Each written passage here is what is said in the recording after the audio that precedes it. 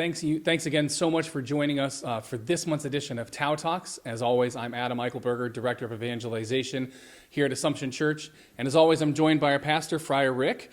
And we have a very, very special guest joining us today. We are so thankful to be joined by Bishop Douglas Lucia, 11th Bishop of the Diocese of Syracuse. Bishop, thank you for joining us today on Tau Talks. Thank you for having me. That's great. We are so thankful for you joining us here. As always, when you are watching Tau Talks, if you have any questions or comments that you'd like answered, please feel free in the comments section to leave your question or comment. Leave the hashtag question or comment, and we'll make sure that we get right back to you with those. So before we jump in, I just wanted to give Rick a chance to kind of share with you our heart about Tau Talks and what it is that we do with Tau Talks. And then we're going to jump right in to asking Bishop Lucia some questions about his heart for the Diocese of Syracuse. Thanks, Adam. Welcome to Tau Talks. So Tau Talks is kind of named after TED Talks, you know, the famous series of instructional and motivational interviews and sessions. And Tau is the symbol of the Franciscans. So we thought Tau Talks would be a good way of us doing faith formation, bringing to you online topics of interest about the faith, about living the faith in today's world. So we have all sorts of episodes on the sacraments, on marriage, even how to cook pasta, and our faith and food, our faith and fasting, all sorts of different perspectives on life. So we're really happy to have Bishop Lucia with us to talk a bit about his role in the Diocese of Syracuse. So Bishop, as we kind of jump in here, can you just give us a little bit of background about you? I know that some of us have gotten to maybe know you a little bit through interviews or maybe through some of your homilies as you preside over Mass. But can you tell us about yourself, your family, your background as a man and as a priest? Sure. Well, I'm a native of northern New York, actually the very northeast corner of New York State. Grew up in a little town called Altona.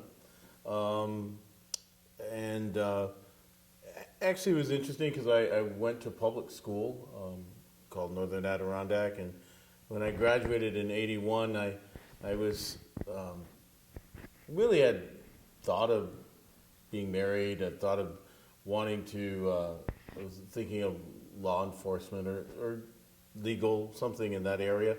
But in my heart, there was this little tug about priesthood, and it had been there for a while. And so as I was finishing up my senior year, I decided that, I really think I need to go find out. I don't know if it was the purest motive, but the motive was, I'd rather know now than later. And so I mean, at the time, I'd been dating, so I had to tell my girlfriend I was going to go to seminary.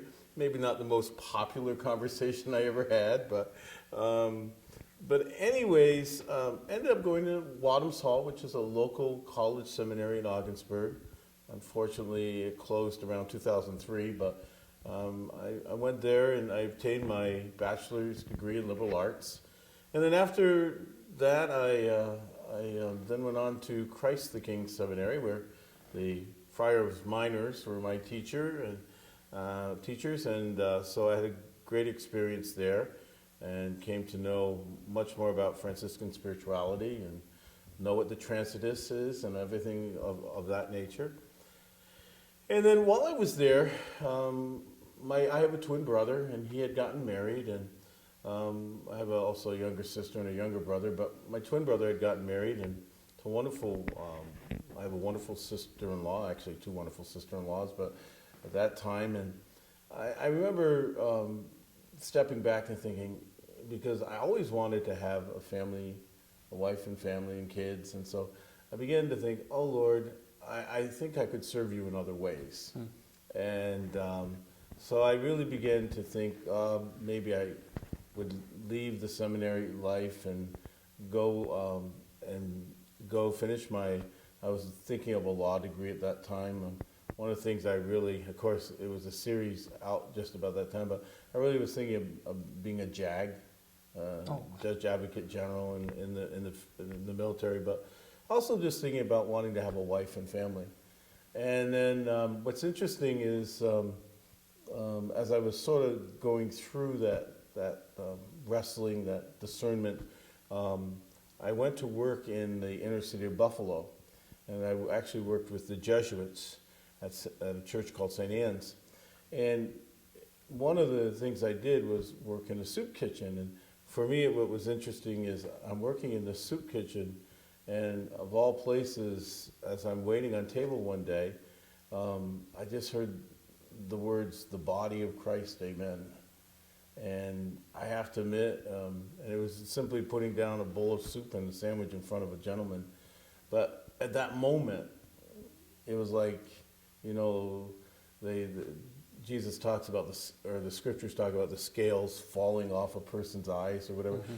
Well, in a certain sense, that's almost what I would say it was. It was like at that moment, I just knew what God was asking, and ever since then have been very happy. Was a priest in the Diocese of Augsburg for 30 years until I got that surprising call on Memorial Day last year, and where I found out I was going to come to Syracuse. Again, with family, my mom and dad are still alive. They're in their 90s, so it's a little bit of transition for them, for me not being so close. But on the other hand, my family's been very supportive. That's awesome. That's great. Now, just before we jump on to the next, I just want to, because I've heard you share about this a little bit, would you just, what is that phone call like? What is that moment like where you pick up the phone on Memorial Day and that conversation? Well, what was interesting with me is I had forgotten my cell phone at the rectory, and since it was Memorial Day, I was doing a couple of cemetery masses. So I get back to the rectory and I see I have 2 phone calls from Washington, and I'm sort of like, what's this about? No message, but just 2 phone calls. And so I looked up the numbers and I said, well, this is, I just, you thought it was a mistake. But the only thing is I had been with my bishop the day before who happened to have a call from Washington. So that made me a little bit more suspicious. So I texted him and I said, I have 2 phone calls from Washington. Is there anything I'm supposed to know? And he texted me right back in these big bold letters, "Make the call now." And so actually, although the nuncio had been trying to I made the call, but as soon as the nuncio answered, he says, "Douglas," he says, "glad you called back." And I said, and I was like, "Yes, Archbishop." And then he simply said to me, "Well, I need to talk to you about something." So even at that point, when he said, "I need to talk to you about something," I'm like, okay, whatever. And the next words out of the mouth, "Well, I just need to tell you, the Holy Father's appointed you as the new Bishop of Syracuse." At which point I think my jaw hit the floor, and I'm like, huh? And it was like, the only description I had, it was like somebody hit me over the head with a sledgehammer. And I do remember the nuncio saying to me, Archbishop Pierre said to me, "Are you there?" I go, "Yes, Archbishop." And they were sort of like, "Well, do you accept?" And I'm like, yeah, you're almost like, what am I supposed to say here? Right. Wow. It's a great honor for you and a blessing for you and a call. One of the things I was wondering is what is a bishop? Tau Talks is a formation talk, and sometimes people may not understand the nature of a bishop. Can you tell us a little bit more about what a bishop is? Well, a bishop actually, and this goes right back to the Acts of the Apostles, but a bishop is the successor of the apostles. That as the apostles themselves were either being martyred for the faith, or they knew the church was in transition, so they chose other men to succeed them, who took on the term episkopos, or overseer, and so the 2 earliest names often associated with bishops is Timothy and Titus, who would continue the mission of the Apostle Paul. But that is how the role of bishop came about. They became the successors of the apostles. So it's like in Rome, after Peter was martyred, and I never get it right, but it was either, I believe it was Linus or Clement who succeeded him, and his title was episcopos, bishop. And so the bishops are the successors of the apostles. And as a successor of the apostle, one of the things we do speak of is apostolic succession. So it means that as bishops, we trace our lineage back to the apostles. And so an ordination to the bishop, they ask that there be at least 3 bishops who join in the ordination of the new bishop as a sign of becoming part of that college, that to be an apostle isn't to be a lone ranger, but it was being just like the apostles were what we would say in Latin a collegium. The same thing with the bishops. It's the college of bishops. And my role is just like the apostles were commissioned.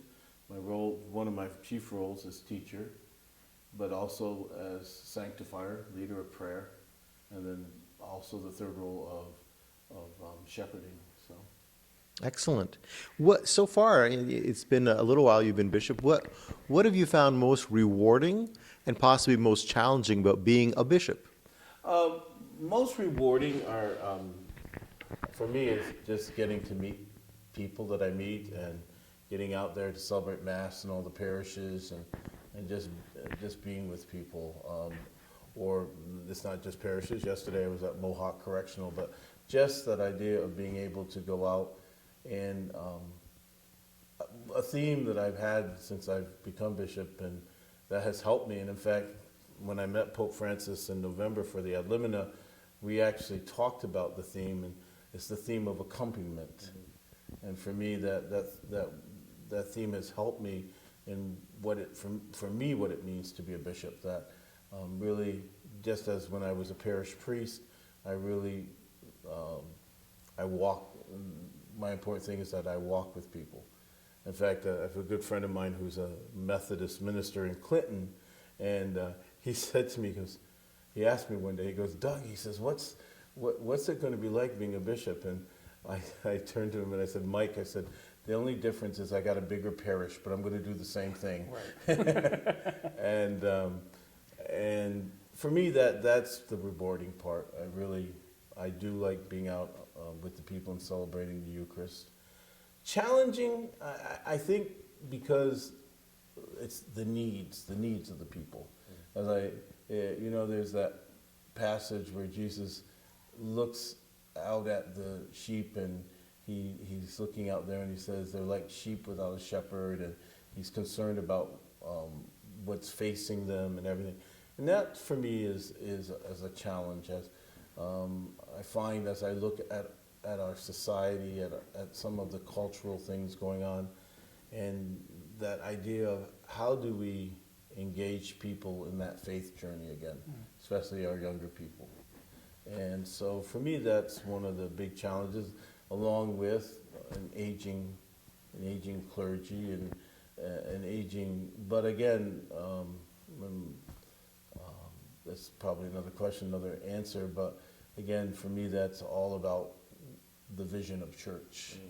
So Bishop, I really appreciated that notion of accompaniment that you talked about, and I think that's been, it's heartwarming because that's kind of what we've been trying to do here at Assumption as we try to breathe life into this historic parish. We're celebrating our 175th this year, and you'll be joining us in September.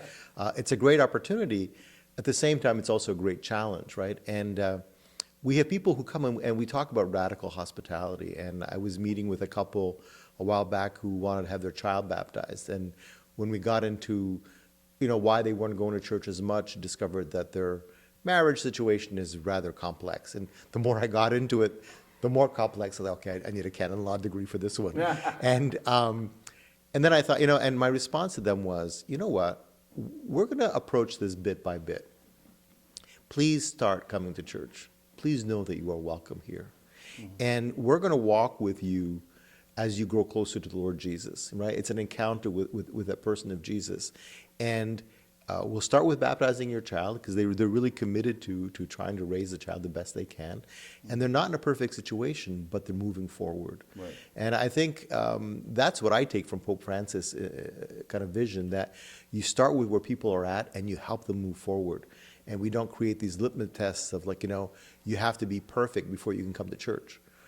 So do you find that people are open to that vision, or is it still, because I still see some people in the church are very, like you have to be perfect. Yeah, and that's a challenge for me because there can be a rigidity. I always remember taking a preaching course from one of the professors down at the Catholic University of America in Washington, and I remember him giving one lecture, and he started out deadpan, and he goes, "Oh, I'm just so happy to be here. You don't know how much I want to be here." And it always left an impression with me because I said, if that's the way we're coming across in church, God help us. And I think that's, for me, the challenge. I think and I was speaking of it actually this past weekend and reflecting on the gospel because I was out in a couple of the parishes in the diocese. But as I was breaking open the word for this Sunday, one of the themes I was focusing on was, are we just too complacent? Do we just, it's like, what's the minimum I have to do? When Jesus asked us to observe the 10 Commandments, is that all I have to do? And I get my green card into heaven or whatever. And so I think for me it's the challenge of accompaniment is to see that it's really a way of life. And I think for Christians, that's the challenge today. And that might be the sticking point.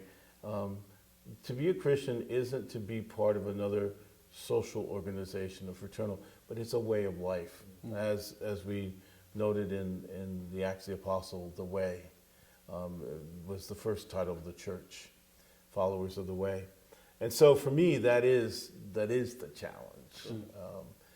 It's interesting when I just want to go back to accompaniment for a minute because Pope Francis, when we were having the conversation about accompaniment, it was very interesting to hear him talk about it because he said, he says there's really 3 ways of accompaniment. So there's days where you need to be the leader, you need to be out front and showing people the way. There's other days where you're going to just be in the middle, just walking with people. And he said, but I also have to tell you there's going to be those days where you're going to have to get behind and push. Wow. That you're going to have to push.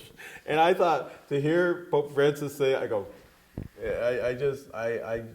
for me, and I told him that in our conversation, I said to the Holy Father, I said, for me as a bishop, that is so helpful. Because I said, I have to tell you, Holy Father, I was wondering what I'm supposed to do as a bishop.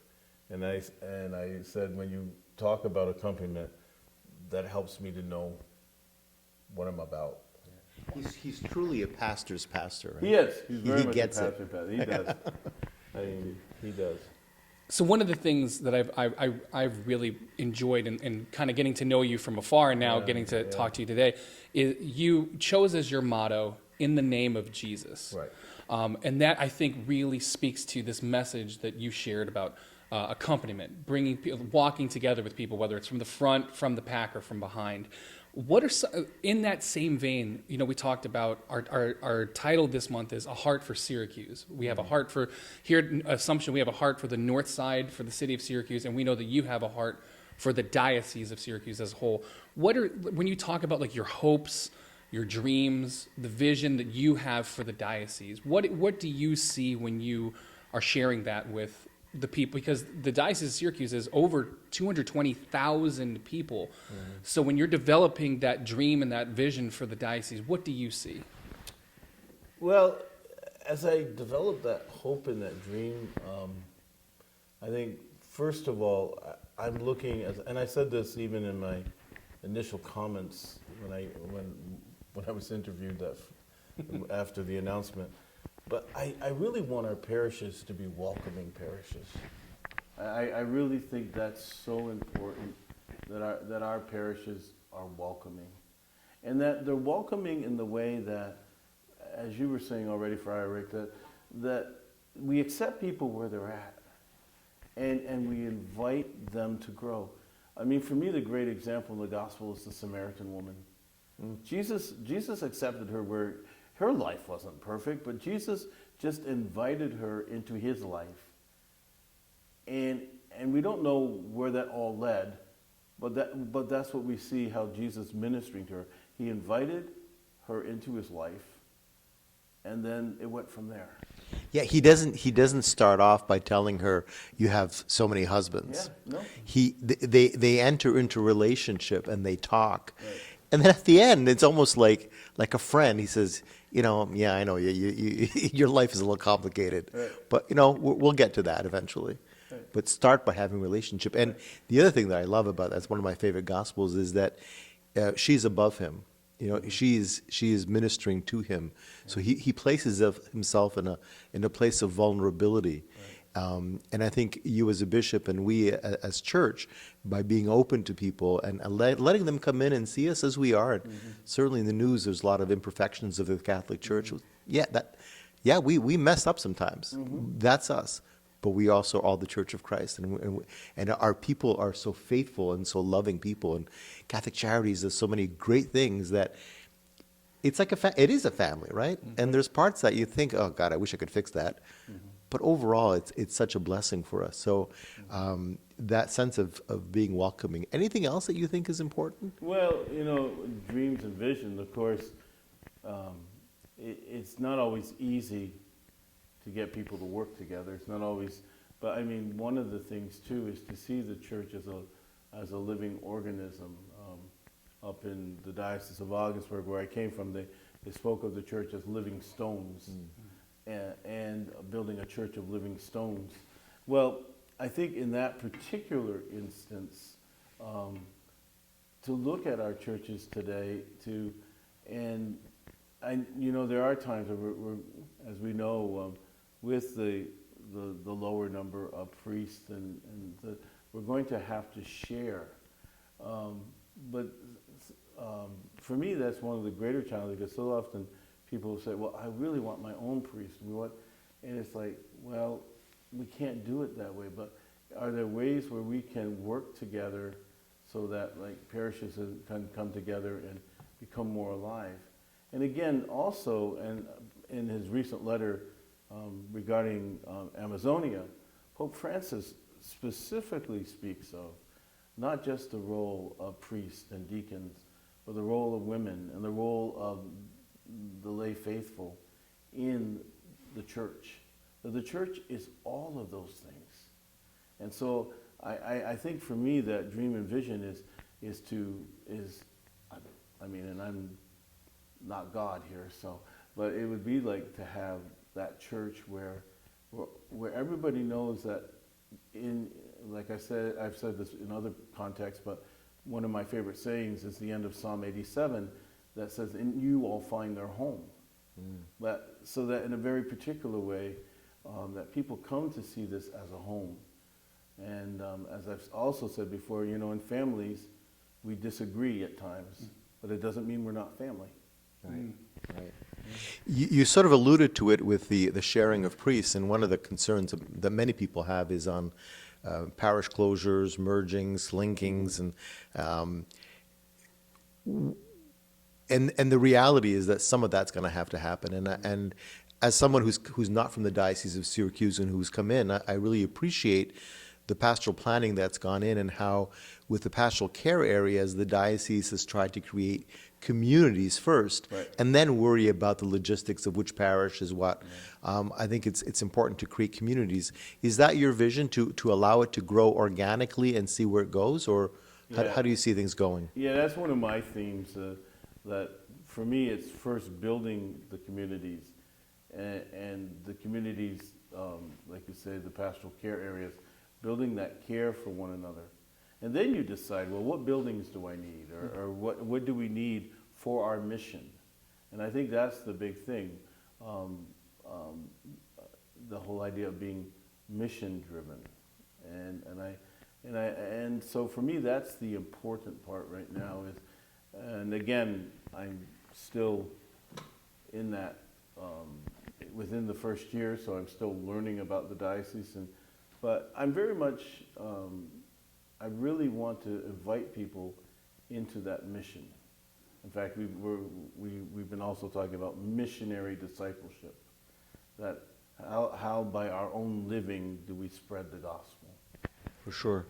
And have you, what do you think, because here at Assumption, what we've begun to do is the Alpha program, and Adam and I and some of our parishioners were in Phoenix for the conference, and we're now looking at joining Divine Renovation out of Halifax, Right. and getting coached by them to go from maintenance to mission, and see what we can do and give ourselves a chunk of time to do that here at Assumption. Are you familiar with Alpha? Is that something that you would support? Yeah, and actually, we're going to do Alpha at the diocesan offices for Lent, and so that's and that is the idea of hopefully engaging people to engage more in their faith lives. And then I'm very much interested in Divine Renovation because I've read it, but it does, like I say, it is from maintenance to mission, and so moving in that direction. Again, I think part of the challenge, even for Syracuse, is we are an aging church in some ways, but we're also a young church. When I'm out in the parishes, that we have a lot. So it's helping people to see that whatever stage of life they're in, they all have a part in the church. Well, yeah, we value all of our parishioners, and but the vitality of the youth. First of all, Bishop, I'd say as somebody from outside the diocese, you have some very amazing young priests. The caliber of them and the quality, same thing maybe. They're just really nice guys, smart guys, and they're not weird. Which I'm sorry, no, I'm serious. In some places you go, and the young priests are all wacko. You know, your guys are grounded, so you're very, very blessed. I don't know what. I think it's the Central New York Water that's doing it, but they're good guys. And then at the Franciscan place, you know, I take my turn hearing confessions there, and it's weird because I'll have 7, 8, 9 young men going to confession one after the other in an evening or on a Saturday morning. I've never experienced, I'm 30 years a priest almost, I've never experienced that anywhere else.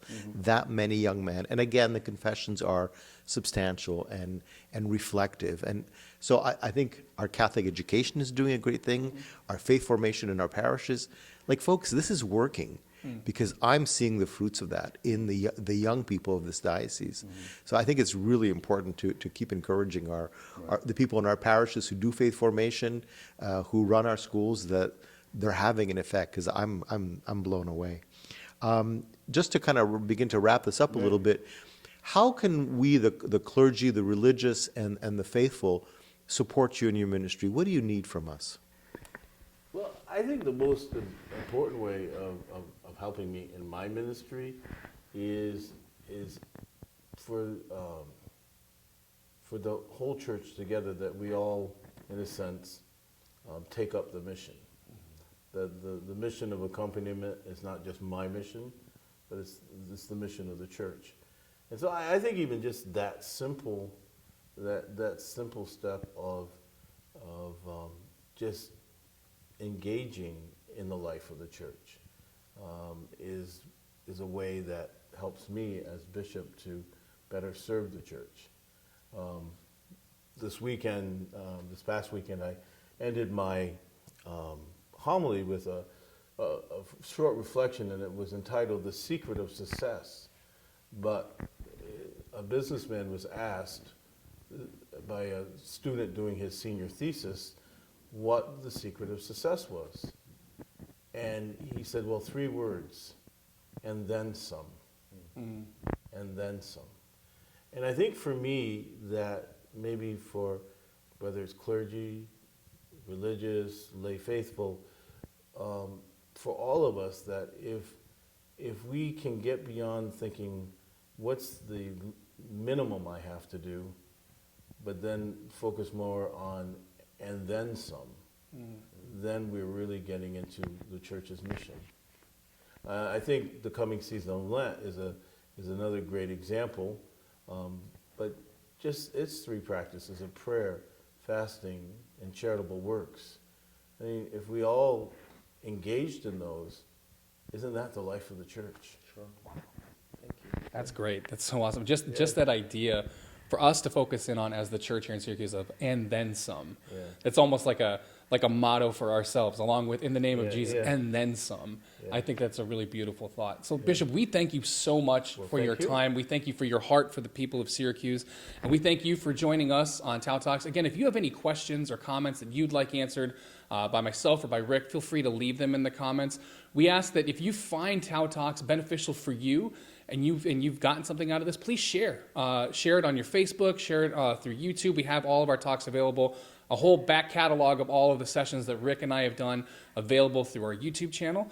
So please make sure you share that out with everybody. Bishop, thank you again one more time. Thank you so much for joining Thank you, myself Adam. and Thank you, Friar Rick. Rick. Thank you so much. And we will see you guys again soon. And thanks to the friars for letting us use their library. Absolutely. All the guys are letting us use the library here at a beautiful Assumption Church. So thank you guys so much for joining us, and we'll see you again next month. God bless.